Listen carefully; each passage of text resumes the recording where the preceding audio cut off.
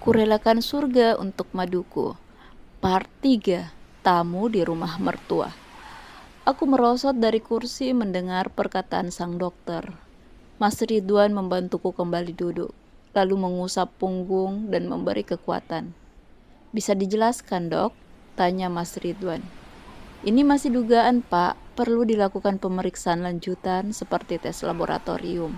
Apakah ini tumor atau kanker, supaya kita bisa ambil tindakan selanjutnya. Saya harap Bapak dan Ibu bisa memahami dan mau mengikuti prosedur. Itu semua untuk kebaikan bersama, terang dokter kepada kami. Apa akan berpengaruh kepada bayi kami, Dok? Tanyaku sambil mengusap perutku yang masih rata. Sedikit banyak akan berpengaruh, tapi untuk sekarang belum jelas. Jadi lebih baik kita melakukan tes yang diperlukan, baru membicarakan tindakan yang akan dilakukan, ucap dokter yang bernama Aina. Baiklah, Dok, kapan istri saya bisa melakukan tes? Tanya Mas Ridwan.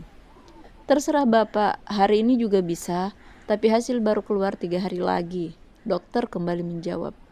Bagaimana? Tanya Mas Ridwan padaku. Aku mengangguk cepat. Biasanya aku paling takut jika berhubungan dengan serangkaian prosedur kesehatan.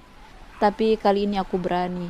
Ada bayi dalam perutku yang harus aku lindungi.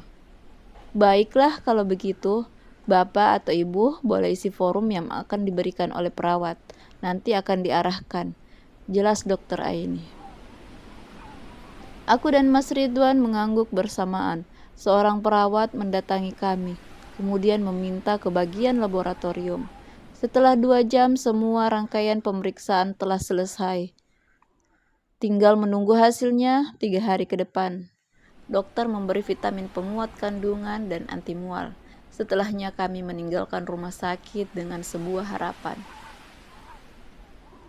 Yang, kita ke rumah ibu dulu ya. Kita beritahu berita bahagia ini, ajak Mas Ridwan. Boleh nanti aja nggak, Mas? Tunggu hasil pemeriksaan keluar dulu, tawarku. Mas Ridwan menatapku lekat, lalu tersenyum dan berkata, apa sih yang tidak untuk bidadari surgaku?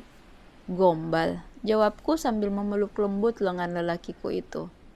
Tapi kalau mau singgah ke rumah mama, ayo, lanjutku. Let's go, jawabnya.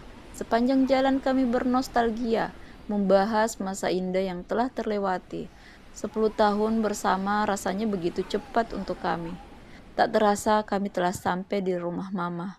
Terlihat mobil Tante Ani parkir. Aku menghembuskan napas berat. Alamat bakal terkena sindiran pedas level bon cabe nih, gerutuku. Mas Ridwan melirik lalu terkekeh. Gak perlu dimasukin ke dalam hati.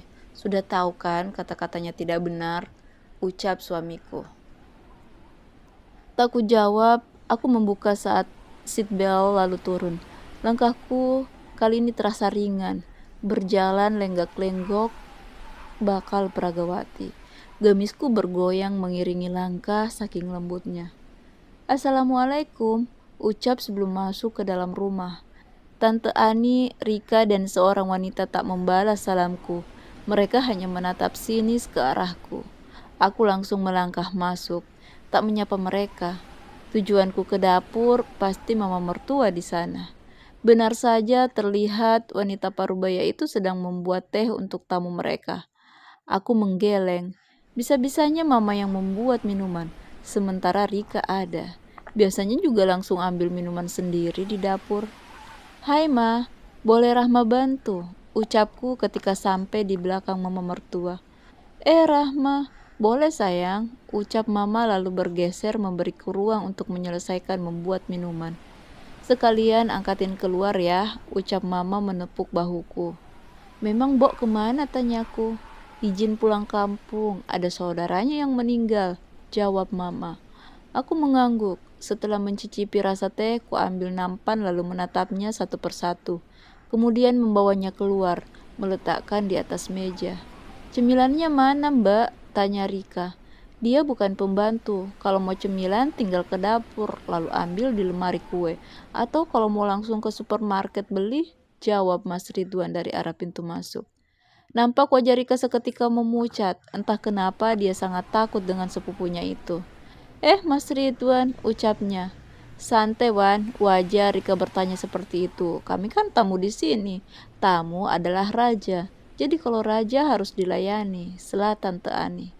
Raja pasti tahu ada bertamu. Jadi kalau Tante dan Rika merasa raja, maka bersikaplah selayaknya raja. Skak Mas Ridwan. Aku menahan senyum, menyaksikan perdebatan itu. Hal inilah yang membuatku masih bertahan di sisi Mas Ridwan, pewaris tunggal perusahaan Adibrata. Dia sangat melindungiku dari kejulitan orang-orang yang iri. Sudah, malu didengar Siska, lerai Mama. Aku menatap gadis yang sedari tadi hanya diam dan mengamati adu mulut antara Mas Ridwan dan Tante Ani. Dia terlihat tersenyum saat Mama mengucapkan namanya. Rahma, tolong ambilkan puding yang di dalam kulkas, pinta Mama. Aku mengangguk. Belum sempat aku melangkah, Mas Ridwan menahan tanganku. Duduk saja, Dek. Nanti Mas yang ambil, ucap Mas Ridwan. Aku melirik Mama. Wajahnya sudah ditekuk, terlihat sangat masam. Tapi dia tak berkomentar apa-apa. Aku duduk di sofa, lalu Mas Ridwan ke dapur mengambil puding yang dimaksud Mama. Lalu datang kembali dengan sebuah nampan yang berisi puding dan beberapa piring dan garpu. Aku kembali tersenyum. Mas Ridwan terlihat profesional melakukan hal tersebut. Wan, kenalin, ini Siska, teman Rika. Dia ini baru pulang dari luar negeri, lulusan Oxford. Dia anaknya Pak Tanu Wijaya, pemilik perusahaan properti terbesar di Indonesia. Dia ini selebgram, foto model, pengusaha fashion, dan dia ini sama seperti kamu, anak tunggal. Jadi dia pewaris tunggal Arta Group dan masih banyak lagi. Ucap Tante Ani. Dia memperkenalkan Siska sangat detail. Gak sekalian Tante sebutin nomor sepatu dan warna favoritnya?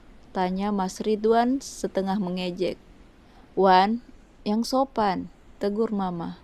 Gak apa-apa Tante, mungkin Mas Ridwan mau tahu nomor telepon saya, tapi malu untuk meminta. Jadi dia menyinggung nomor secara halus.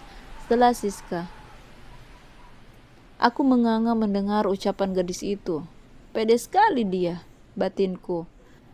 Maaf mbak, memori kontak saya sudah full, jadi nggak bisa nambah lagi, ucap Mas Ridwan. Aku menggigit bibir bawah supaya tawaku tak lolos.